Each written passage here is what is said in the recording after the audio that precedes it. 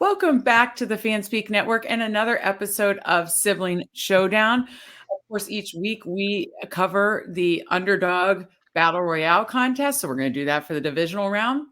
And we look at short slate, and now we are in all short slates. Unfortunately, I get sad as the NFL season winds down, but we are now in the divisional round. So we have a 4-game short slate on DraftKings this week that we're going to take a look at, obviously spanning both Saturday and Sunday. And I'm, of course, joined by my brother, Steve. Steve, how are you doing? Are you ready for divisional round playoffs? Yeah, no, I think, we have 4 games. They're all interesting matchups. Definitely a couple that could go under, but a couple that, we could see some shootout potential. So I like these matchups that we have. And I think whether you're doing Battle Royale or props or whatever, there are some edges here that you can find. And I'm excited to talk about it and look at it. Absolutely. And if you are new to Underdog, be sure to use code FANSPEAK. We're going to be pulling up Battle Royale. You get 100% deposit bonus up to $100 on Underdog Fantasy. Obviously, right now there's playoff best ball. You can play the weekly games, and then it'll roll right into best ball season, which we will be covering nonstop. We'll be doing plenty of 2023 recap soon, and then jumping right into 2024 drafts as soon as they are available. So fun stuff always on Underdog, which I'm going to pull over now, Steve. And of course, I've pulled up the Battle Royale divisional round. So I'm going to go ahead, enter that, see what we get, and then we could talk through our strategy. But as it's waiting, we're just waiting for one more, and then we'll see which pick we have. You can see the board. Can you see everything okay? Yeah. Let me make it a little bigger if possible here. So you can see that, of course, Christian McCaffrey, Amon-Ra St. Brown, Lamar Jackson, Deebo Samuel, Josh Allen, that's your top 5. We are the 5th pick, 5 out of 6. So if you're not familiar with Battle Royale, it is, you are snake drafting just like best ball, but it's just out of 6, a pot of 6. And then you're just playing against everybody then to draft the best lineup of quarterback, running back, 2 receivers, and then a tight end and a flex. So there's six rounds then. With that said, obviously, if we had, the first pick or 2, I would have been looking for McCaffrey. We do not. So obviously, I do believe the top few will be gone. How do you like approaching it since we have pick 5 and 8? Yeah. So, I think just because we are so condensed now, only 8 quarterbacks to pick from.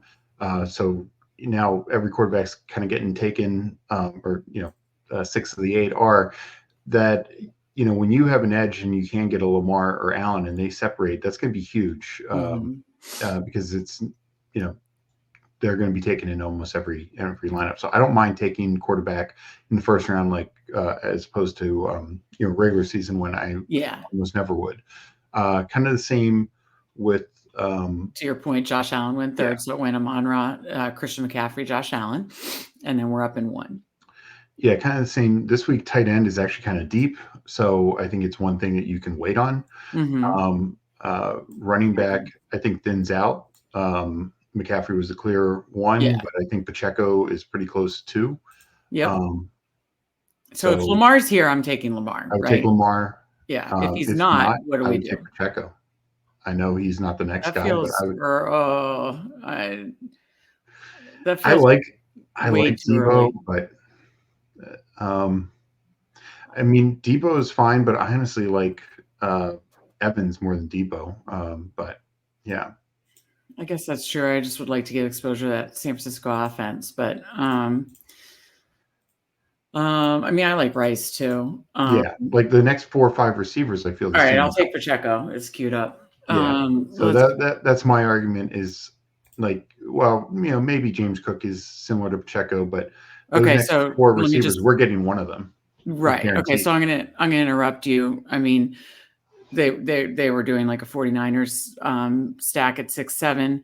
I mean, we could steal Brock Purdy from him and try to hope that Kittle's there. Or do you think go with like a Rice or Evans? I like Evans. I'd go Evans. Yeah. Yeah. Because in this type of thing, Baker could be QB2. Right. He was QB3 in last week's games. Yeah. Yeah, absolutely. Um, yeah, listen, I love that dome environment. So obviously, we're dealing with the 3 games. You obviously have Houston, Baltimore, Green Bay, San Francisco, Detroit, Bucks, Detroit, and then the big, obviously marquee game of Kansas City, Buffalo. But I actually think that could have the least amount of points. I think potentially Detroit Bucks could have the most points. So let's queue up some other ones. We will be up on the clock. So we have Pacheco, we have Mike Evans. I like that start. We'll be back up again at pick 17 and 20. So 2 people have already, you got to pay attention. You're only in a pod with 6. And so 5 others, 2 out of the 5 others have taken quarterbacks. So 2 others will at the 3 others will at the 1, 2, and 6 spot. So have to keep an eye on that. So what are your thoughts to do? I don't think we have to force quarterback here, especially if we're fine with Baker. Potentially, depending on what these 1, 2, and 6 do, we may even be able to wait, to our last 2 picks. But so little run on tight ends there. Kittle went before us, and then Kelsey and Likely went. I know there's now some question if Mark Andrews is going to play. I just heard that. We're up next. Nico Collins just went. So, we have. We don't have to force another running back, but I don't mind James Cook or David Montgomery. I queued them. Obviously there's Zay Flowers. I don't like the matchup at all for Stephon Diggs. But what other receivers do you like? Yeah. Actually, I don't love it. And then you could go, but at this point, all the top 3 got taken. So I would take a running back here. Okay. I'm fine with James Cook. But I like Monty as well. But which one do you like better? I think James Cook has a higher upside just because. Okay. Yeah. All right. So let's grab that. So we got 2 running backs. So that's the max we can get. So the question is, do we do Baker here, or do we do a receiver or a tight end? Basically, is the question at this point. We got Laporta, Kincaid. Mark Andrews is questionable. So let's see, to look at the tight end situation. So again, 3 tight ends have been taken, which means it's us and 2 others looking for a tight end. So, I do think if we don't take it here, we're at risk. And then also, I don't know who got Godwin, but there's a chance that someone else could be queuing up a Baker stack too. So you do have to kind of look ahead. Or did Godwin not go yet? I guess he hasn't gone yet. Okay. I don't know. I would probably take the tight end here. Okay, I agree. Do you want to go Laporta or Kincaid? Feels weird, like getting 2 from the game that I like the least points wise, but I don't know. I could see a case for either of these guys. I would go Laporta. Okay. His target share can be all over the place, but obviously all the pass catchers have a good matchup for Detroit. Again, targeting this game, Bucks, Lions, it's 2 pass funnel offenses in a dome. So I like that. So we started Pacheco, James Cook, Mike Evans. So we got the 2 running backs in the, Buffalo Chiefs game, and then Mike Evans, Sam Laporta. So obviously we're targeting Baker. We could fall back to Goff if he were to get sniped, and then we need another receiver. Yeah. So you could double stack. You could go Jaden Reed and hope he massively bounces back. You could, any one of the Green Bay Packers ones. It's just who. Yeah. So what are your thoughts on how to handle the second receiver? So I would take Baker first, and then for the receiver, I would. Actually, it doesn't matter because if quarterback's up, the team after us is already taking quarterback. So we could take receiver first. Actually, I don't mind Odell. We don't have any Ravens, so we'd just be kind of hoping that Odell gets the Ravens shares. And it's not Zay, it's not Likely, it's not any of the running backs. And we could try and guess on the Packers side, but I'd kind of rather guess on the team more likely to win. Yeah, no, I think it could be equal amount of points. Who knows? But thing is, we haven't seen it from Odell recently. Does that worry you at all? No, but in some of He's saving up for these big spots, right? yeah, I mean, this is when they're going to use them, and I think the you know Texans secondary is going to be more focused on stopping Zay Flowers, so Odell could get some favorable matchups. Yeah, I was There's even some listening. risks there, but we also know the upside potential. Oh, absolutely. Absolutely. And I talked on a show earlier today. Lamar just had, 4 just absolutely monster ceiling performances at home. I think his home road splits are very favorable to home. So he has got one of the best matchups this weekend. Obviously, Yeah. divisional round weekend, you have a lot of good teams, a lot of good players, a lot of good defenses. So he's got one of the best defensive matchups to target. So love that. Obviously, we do have the pass funnel for both Lions and Bucks, which we are trying to target here as well. So, we could target the Goff side, but you and I talked about this earlier. You kind of like the Baker side better, playing from a negative game script. And, thing is with the Lions, if they get ahead, they could be conservative. We know with Goff, he had that 5-touchdown game against the Broncos. He's had a couple 3-touchdowns games. One was against these Bucks, but they can get conservative. He doesn't get 3 touchdowns, whereas I think Baker is more likely to get more passing touchdowns and potentially even more yardage in that negative game script. So and even even though Baker's banged up, like we saw in that Eagles game, he still scrambled some. So like Goff is just not going to scramble, especially if they're up. So Baker might pick up 20 yards rushing, maybe a rushing touchdown. He has, sure, Goff maybe gets a 1-yard rushing touchdown, but Baker would just be a little bit more live for that. So just those kind of outcomes to get him over the edge. Yeah. And I just want to speak to your point from the jump, just so as people know and they go through drafts, kind of what to look for. It's probably going to be Christian McCaffrey and Amon-Ra early in drafts. Mm-hmm. And then, like you said, the 2 high floor ceiling quarterbacks of Lamar and Allen. Let me go over to it. Sorry. Let me bring up the board really quick.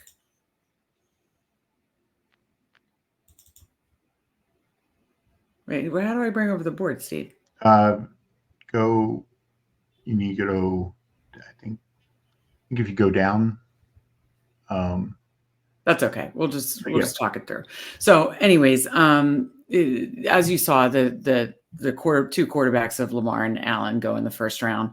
So I think that's going to be standard through all these drafts. And to Steve's point, when I have one of the top 4 picks, I am going to take shots on Lamar Jackson or Josh Allen because they do have the chance for the high ceiling. But I do think third behind that is going to be either Purdy or Mayfield. And so love the Mayfield spot here. So we got Mayfield, Mike Evans stack brought back with a Sam Laporta, and hope we get that good dome environment with 2 pass funnel defenses, and we targeted the passing game. So I love that. We got the 2 running backs in the Buffalo Chiefs game, which I love that. I believe they both had a good game the last time they faced off, 7 weeks ago or 6 or 7 weeks ago. And then we have Odell Beckham, who could, be a splash play for us in that Ravens game against a Texans secondary that, yes, played very well last weekend. But I think this week could, really have their hands full with Lamar and the Ravens offense. So again, Mayfield, Pacheco, James Cook, Mike Evans, Odell Beckham, Sam Laporta. I'm happy. What about you? Yeah, no, and I think also what's nice about this is it tells the correct story. By doing Pacheco and Cook, we're saying that game is maybe not the highest scoring game, but it's also they're getting the touchdowns, they're getting the work. And sure, some of that will come through the air, but it probably means Mahomes and Allen are not having like just mega games. They might have good games, but that puts Baker well within the range to match them. Right. And that also means, it's not Rice, it's not Diggs, etc. So no, I like that. And we went all in on that Tampa Detroit game, kind of. And then Beckham, I think, just as a one-off piece from the number 1 seed in the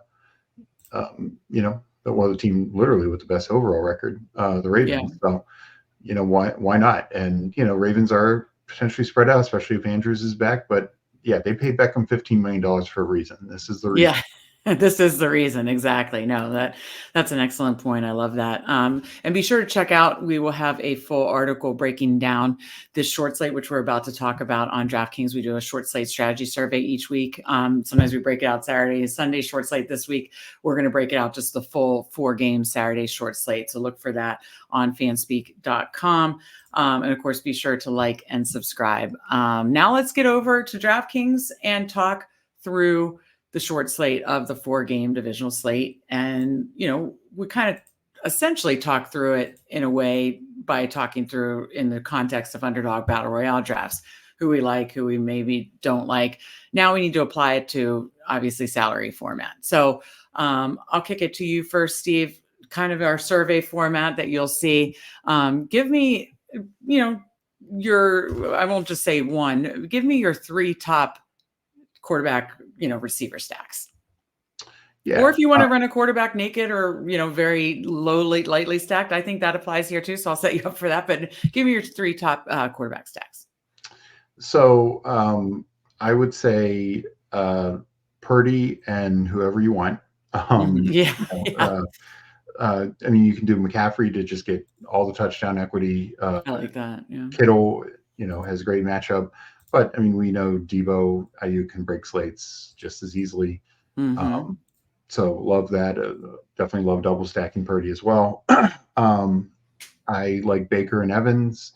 Also don't mind another piece from that game. We need to see what is going on with this Chris Godwin being limited. He's likely to play, but does that mean like a he trade was ball? limited today? Yeah. Okay. And I didn't realize that. so, maybe Kate Otten is more involved for a second week in a row. Maybe, Trey Palmer, he only got 1 catch last week, but he'd been getting 5 targets lately. So maybe, you take a shot there for a cheap piece. So he'd be my number 2. And then my number 3 would be Josh Allen. I don't think you pay up to stack him with Diggs. I don't actually mind him with Cook. It's not as consistent as Christian McCaffrey in terms of targets. There are games where he's had 5-6 targets, and another thing where you get all the rushing equity because they literally split all the carries and touchdowns. It literally is like he and Cook are splitting all the carries basically. And then he will throw to him some, especially if he's under pressure, which the Chiefs do a very good job of.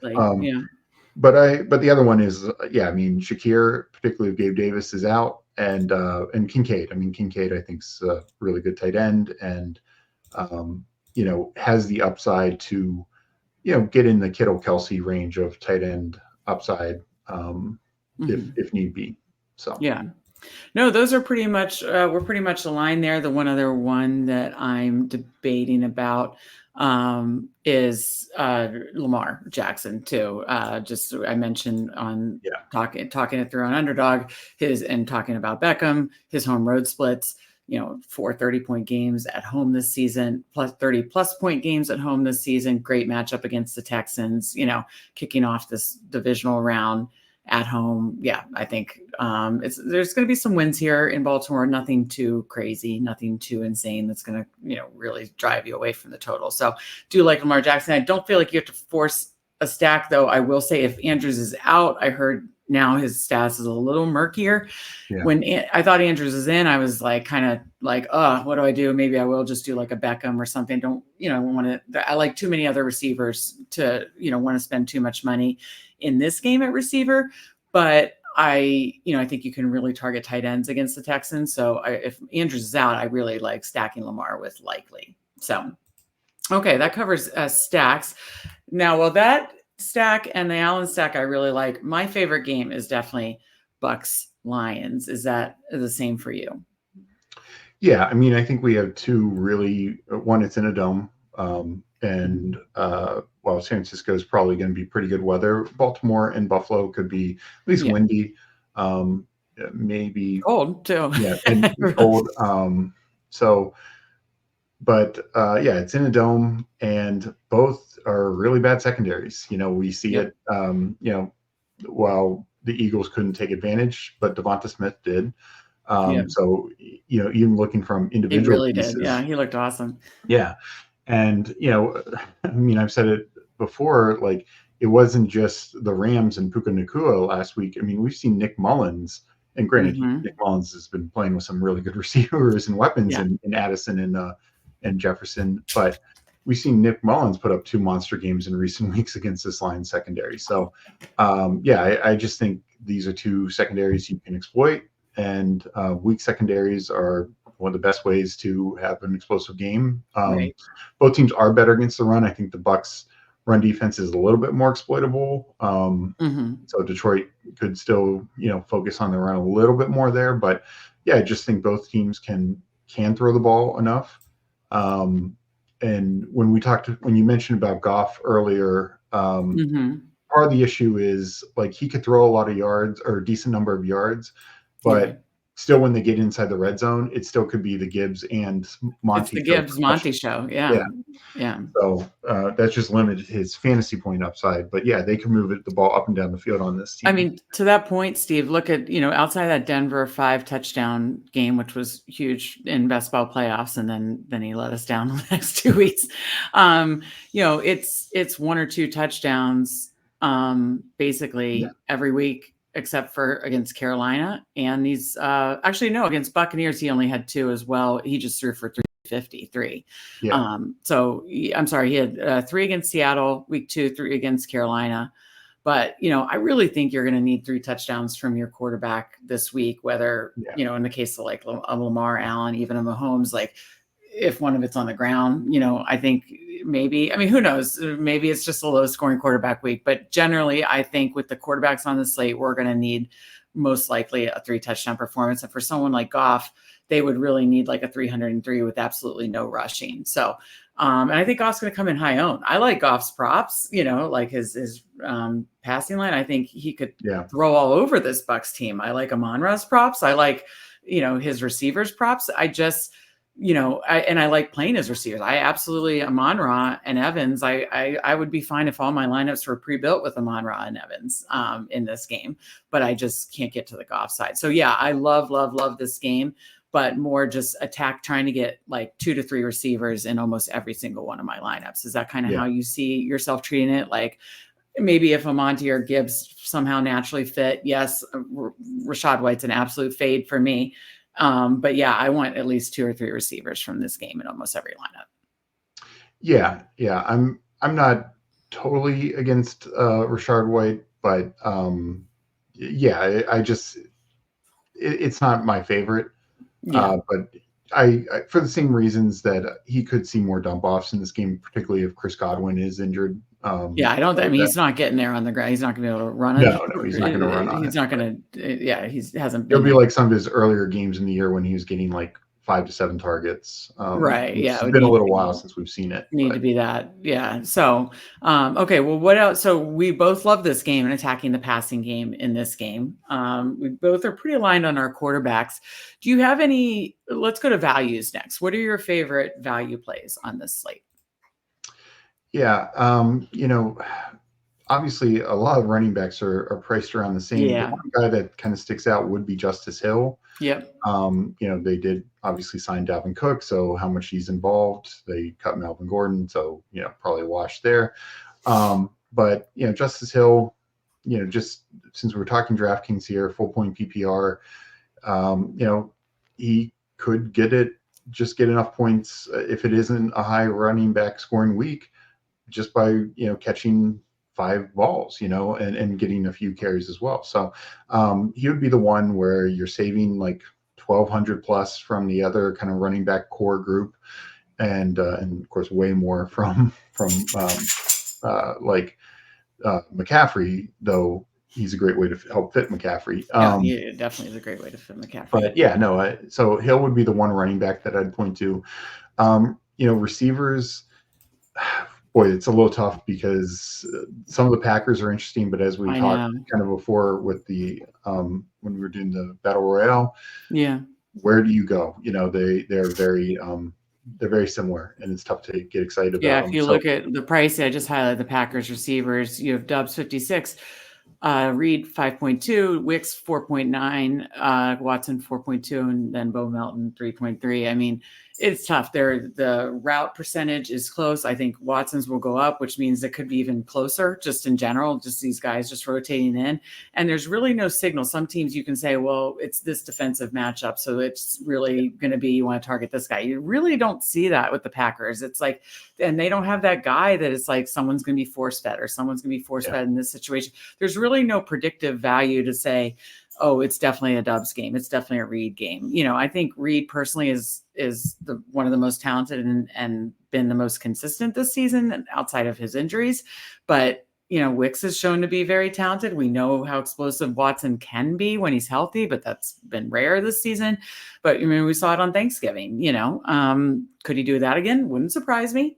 So that's what's so tough about this Green Bay. You could find value here, but picking the right one is going to be very challenging. Yeah. So I'm probably not going to be my favorite game to look for value. Shakir, if Gabe Davis is out, I think it's a clear value. His ownership will be up there, but right. At the same time, if you need to save money, you need to save money. I do like the Lions and Bucks game for value. Both Josh Reynolds and Jameson Williams under 4K. Yep. Those are my two favorite. Yeah. And again, Chris Godwin injury notwithstanding, David Moore and Trey Palmer. Particularly if Godwin's out for some reason, they're definitely in play. But if not, Palmer was the third receiver. No doubt about that. So in a game where they're probably going to have to throw more, that's where I'd look to. Yeah, no, I agree. We're in lockstep on our value plays. Don't really see me like punting off tight end this week. A lot of times I do try to do that. I think there's too much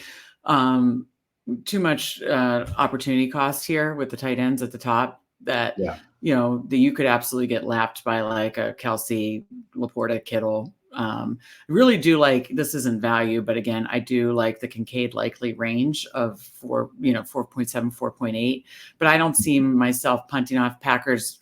You have two of them now, tight ends, and then they have a tough matchup.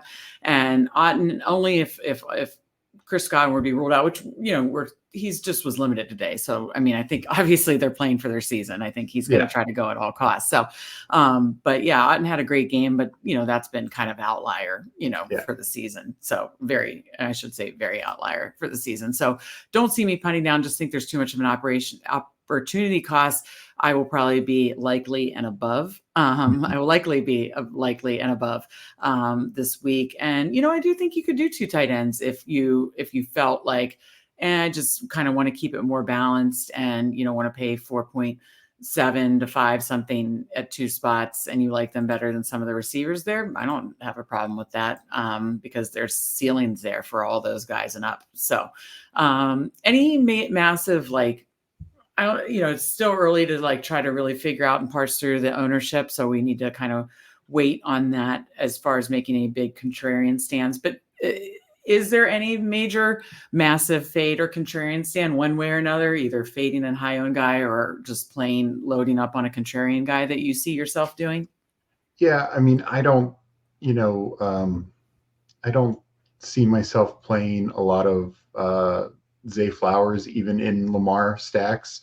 I probably, if Andrews is out, I will probably just lock in likely for Lamar stacks. Yeah. And then take some shots with like Beckham as well.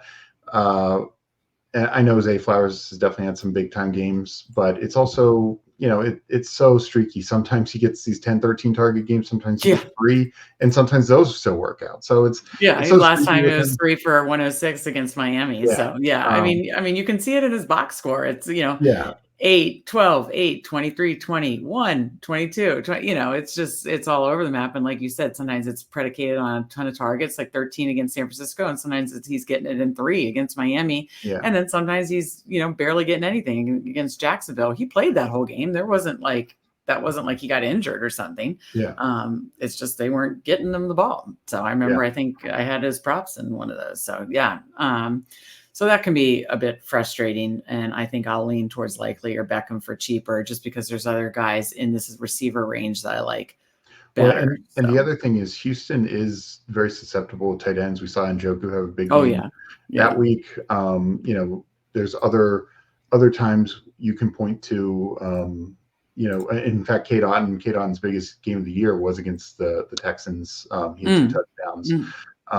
There are some other teams that tight ends have gotten used in, and I think the Jags one game, Ingram had a big game against them. So yeah, it's definitely something that they're susceptible to at the covering the tight end. Yeah. And likely we know is pretty good. Yeah, absolutely. That's a hell of a second tight end. And, obviously if they don't get Mark Andrews back this week, it sounds like he'll work his way back next week. So might as well take advantage of getting a full run of likely if Mark Andrews is out. Definitely like that. Any other, before we just kind of go to Bill O'Shell, any other final thoughts that you're really thinking about, like just kind of core strategies for this week? Yeah. So the other thing, as much as I do love the Tampa Detroit game, the other thing I don't mind is like a real onslaught, particularly of San Francisco. We've just seen it before throughout this year, multiple games where, even against some really good teams, like Dallas, Eagles, teams like that, where San Francisco just poured on the points, especially at home. And, they're coming off a bye. They had that bad game against the Ravens.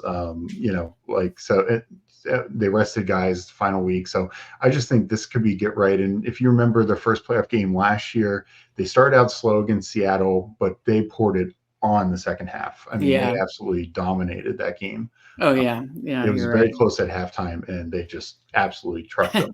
Yeah. So I would not be surprised to see the same thing here.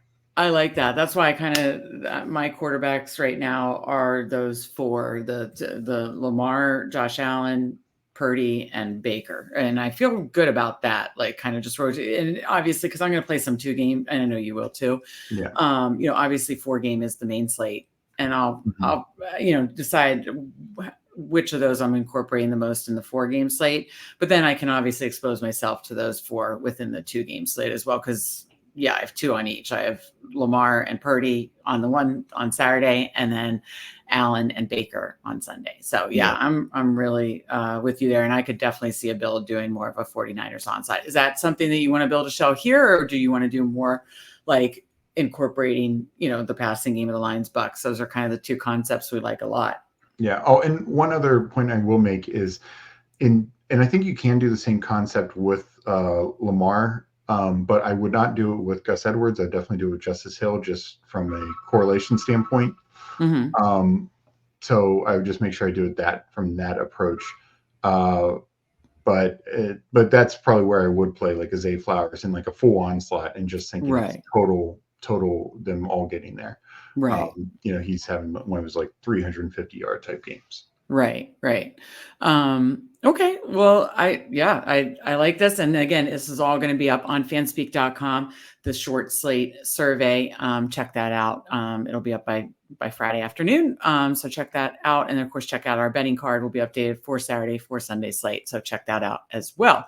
All right, let's have some fun. Just build a shell. I think we should either approach that 49ers kind of onslaught or, kind of a Lions Bucks or some kind of combo if you want, since those are the 2 kind of main things that we seem to really love the most.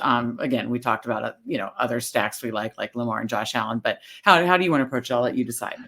Let's do the Lions Bucks. I know it's probably a little bit more popular, but let's go from that side of things. Okay, so we talked about why it wouldn't be stacking from the Goff side, and that we'd stack it from the Baker side.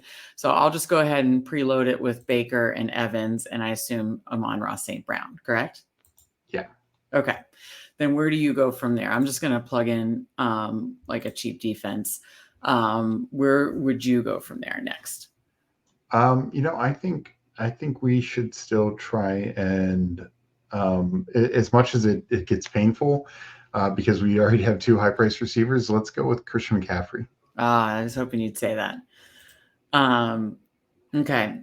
Let's see. We're only going to do 1 or 2 more. I think the Justice Hill call works really well in a build like this to give you some salary savings, or the other Raven is the cheapest tight end that I'm comfortable with is likely. And so then you're left with 4.1K, which, as you can see, we won't fill it out much more, but whether you did a cheaper running back, or even if you went down to like the, Montgomery, James Cook, Pacheco range. I think, I mean, and honestly, Gibbs is only 6.6 if you do like Aaron Jones as a San Francisco run back, 6.7. Like, I think you could take actually any running back you want. You just then are going to have to be, because like what if you were to just do, I'm just curious, like Pacheco, oh, that does leave you 3,000. Never mind. Yeah. I was going to say you could pretty much do any of them, but then I know you would need to really punt if you did those guys. So, I mean, that does kind of force you into like a Justice Hill then, right, Steve?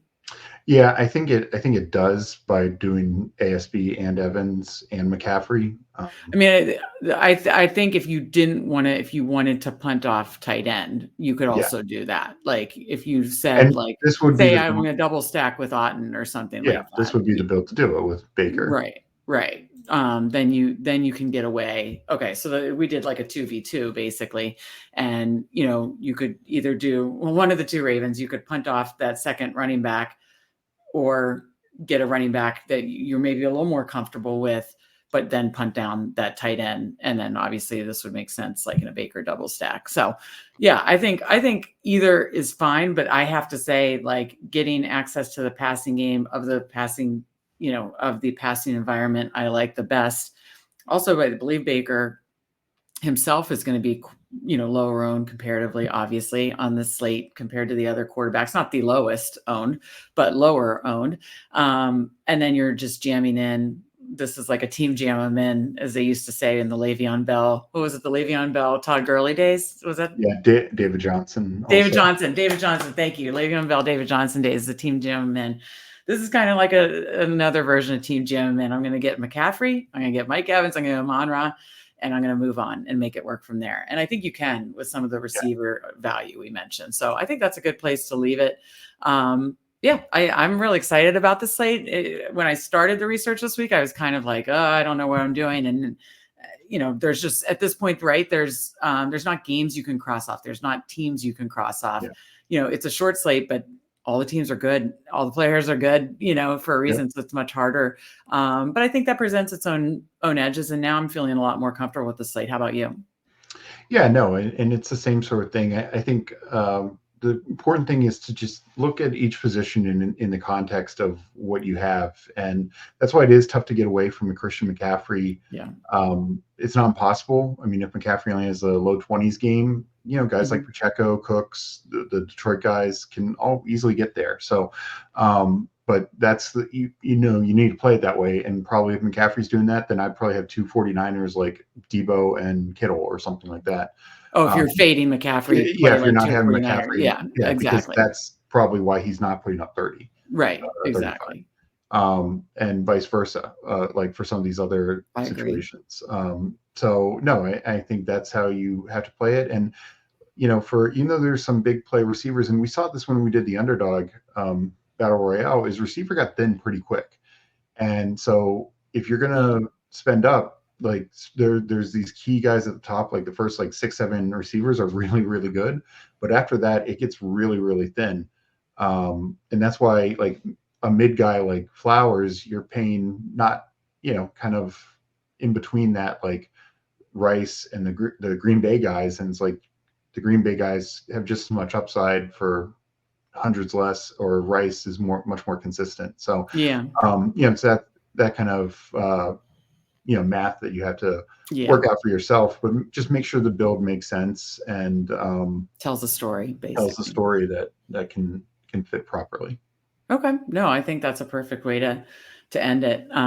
Just make sure whatever lineup you're building tells that story. And this has been fun. We'll have another short slate. Thank God. We have one more week of short slate next week before, of course, we get to the Super Bowl. So thank you guys so much for joining us. Be sure to like this episode, subscribe on the way out, and check out all our content on fanspeak.com, the betting card, and the short slate survey. So for Steve, I'm Meg. Good luck this weekend, and we'll see you next time.